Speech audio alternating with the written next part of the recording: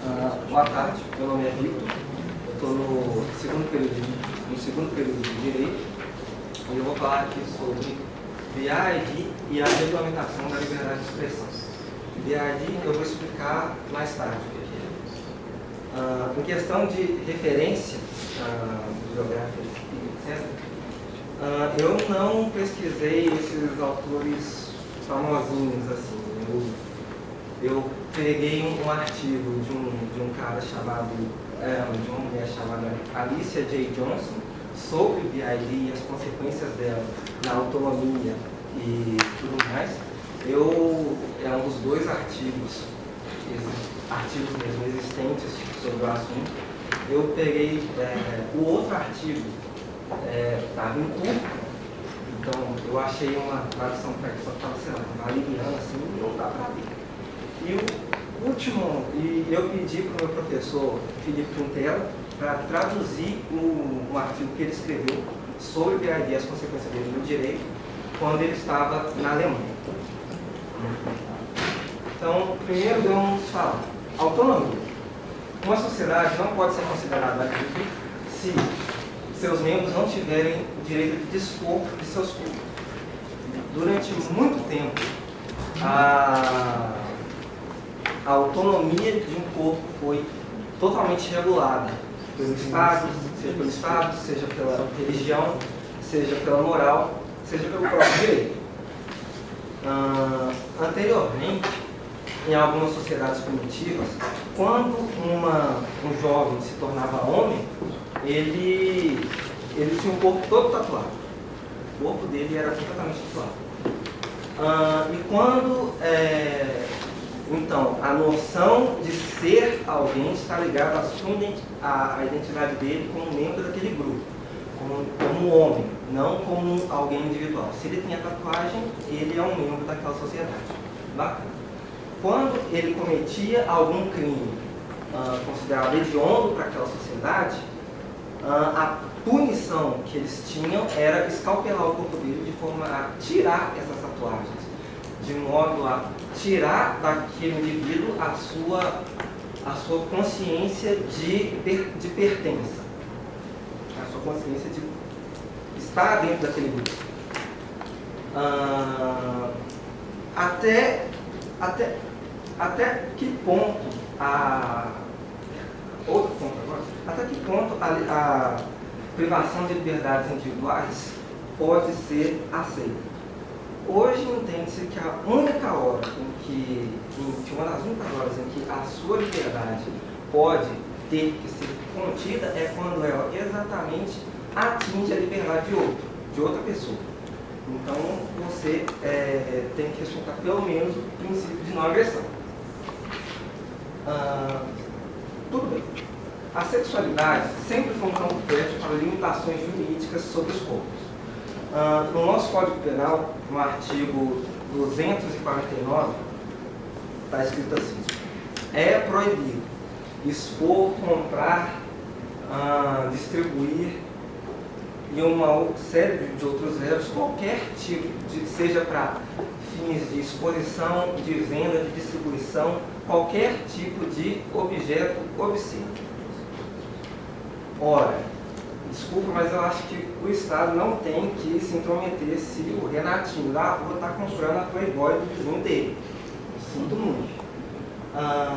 O nosso Código Civil, por exemplo, também pune a morte, pune a questão de... Eu não vou entrar nesse assunto, porque dá para fazer uma apresentação interessante sobre isso.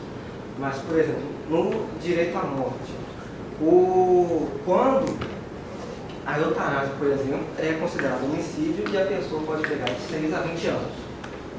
Aí eu me pergunto, por que o Estado tem que se intrometer numa decisão que seria tão pessoal quanto a eutanásia, por exemplo?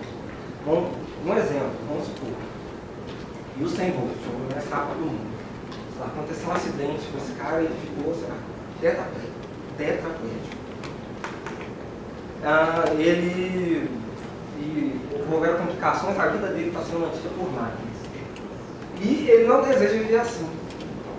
quem somos nós para falar, não, você tem que viver aí, vegetando no seu aparelho aí. Não, isso não cabe a nós, é uma decisão dele. O Estado não tem, o Estado ninguém tem que se intrometer nesse tipo de decisão. Direito ao uso de substâncias entorpecentes. Se uma pessoa qualquer está a fim de fumar maconha, de fazer qualquer coisa, por que o Estado vai se intrometer se esse ato for, como já foi dito na apresentação anterior, se esse ato for autodestrutivo, se tiver consequências apenas para ele? Não há uma base, uma base firme para que o Estado se intrometa tanto na vida das pessoas. Muito bem. VAI. O que é VAI? VAI é um distúrbio neurológico, é necessário diferenciar, porque distúrbio psicológico é quando a pessoa a química no cérebro funciona de maneira diferente. E distúrbio neurológico não. O distúrbio neurológico, há um problema físico no cérebro dela. Nesse caso, o lóbulo frontal dela é menor do que devia ser. O lóbulo frontal dela organiza a sensação de identidade, de corpo. Sendo menor do que devia ser, essa pessoa acaba sentindo que uma parte desse corpo, uma perna, um braço, não deveria estar ali. Dessa forma, essa pessoa tem o desejo de amputação desse membro. O artigo 13 do Código Civil fala: salvo por exigência médica, é defeso o ato de disposição do próprio corpo, quando importar diminuição permanente da integridade física ou contrariar os bons costumes. Pergunto novamente: o que diabos é bons costumes nesse Código Civil de 2002? Tudo bem, vamos supor. Integridade física. Já vou fazer outra ligação.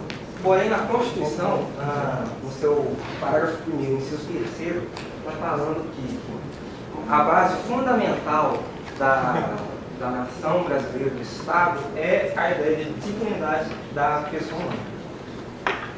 Ora, se essa pessoa tem um problema, essa pessoa, através, ela não pode, por exemplo, alcançar os limites para saciar esse problema e ficar feliz com o seu próprio corpo, ela vai... que dignidade essa pessoa tem? Eu particularmente, tenho uma dificuldade muito grande em entender que uma pessoa é digna se ela não for livre para fazer o que ela quiser. Para mim, não há uma noção de dignidade sem a ideia de liberdade. Muito bem. Quando eu fiz a pesquisa, de acordo com o meu professor, uma das justificativas do Estado para não, nos países em que isso foi relatado, para não permitir, foi que essa pessoa pode causar um dano a outras pessoas. Mas não, essa pessoa não está querendo causar um dano a essas pessoas. Essa pessoa está querendo arrancar o braço dela e ficar de boa. E quando ela não consegue, aí sim ela pode vir a ocasionar situações em que ela ofereça perigo para outra pessoa. Um caso que eu gostaria de citar é o dessa moça, Chloe James White. O que acontece? Ela tem VIH, ela nasceu com isso, e ela tem o desejo de amputar as duas pernas. Só que o país em que ela mora não permite isso. O que ela faz? Ela, tentando forçar uma amputação médica, ela acaba praticando esportes radicais. Ela desce de esqui, sei lá, do Everest, assim, não fala onde é, e acaba ocasionando, e nisso ela pode, por exemplo, colidir com outra pessoa, e nesse caso machucar outra pessoa, oferecer perigo para outra pessoa. Essa atitude de James Joyce também já se envolveu num acidente de carro. Ela clama não ter sido de propósito, mas pessoas poderiam ter saído machucadas, pessoas poderiam ter morrido nessa hora. Então, por que o Estado deveria interferir se a pessoa está querendo cortar um dos membros, sendo que, por ser um distúrbio neurológico, ela não é louca. Essa é a única parte dela que é diferente. Então, ciente então, consciente de suas decisões, consciente do que ela quer fazer, não deveria haver problema nisso. Algumas consequências jurídicas, caso o BID fosse aceito. Por exemplo, essa pessoa, devido à sua invalidez, poderia se aposentar mais cedo? Existem 3 casos. Mais um minuto, tá? Para apresentar. Oi? Mais um minuto para finalizar. Tá. Nos países em que as pessoas conseguiram fazer isso, elas assinaram um termo em que elas renunciam à possibilidade de se aposentar mais cedo devido a essa invalidez. Por exemplo, não se sabe se ela vai perder o braço ou o dedo mindinho numa fábrica da Chevrolet. Aí, a partir disso, nesse caso, ela teria um direito de aposentadoria de invalidez. A última coisa, a própria cirurgia seria do SUS? Não seria. A pessoa iria arcar através dos seus próprios meios para fazer essa cirurgia. Ela não ia depender de uma ajuda do Estado, não tem um Estado para isso. E, por fim, eu queria deixar a última pergunta. Até que ponto o Estado pode intervir em escolhas de caráter individual cujo efeito se restringe ao próprio indivíduo? A minha resposta é que não pode. É só isso.